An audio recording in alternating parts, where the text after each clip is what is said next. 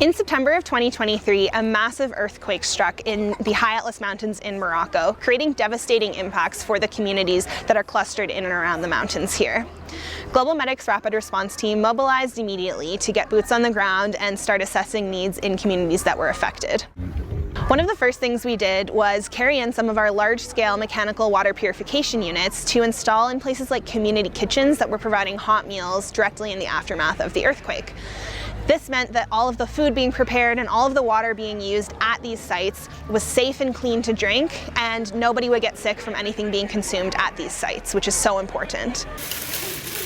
We also began to distribute prepared meals to people who had been evacuated from the mountain area and were kind of living in temporary shelters in and around Marrakesh. Our teams worked to distribute meals to them to make sure that they could focus their resources on other aspects as they worked to get back to their communities. As time went on and our teams continued to evaluate the needs, our response expanded to include things like the distribution of food hampers. These food hampers are all procured and packed locally here in Morocco, stimulating the local economy, and contain a mixture of culturally appropriate pantry staples. Things like flour, rice, tea, and oil are all items that can be really easily incorporated into the diets of the communities that we're working in. In addition to that, we worked to distribute more than 8 tons of fresh vegetables, which we purchased at the local markets, to give people nutritious and fresh options in conjunction with the pantry staples that we were delivering.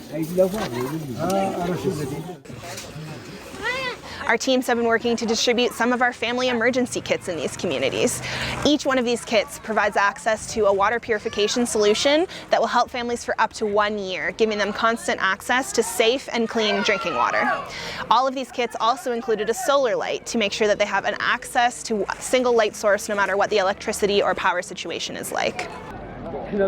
We're also working with our friends at the British Moroccan Society to distribute more than 2,000 Coleman tents that were generously donated.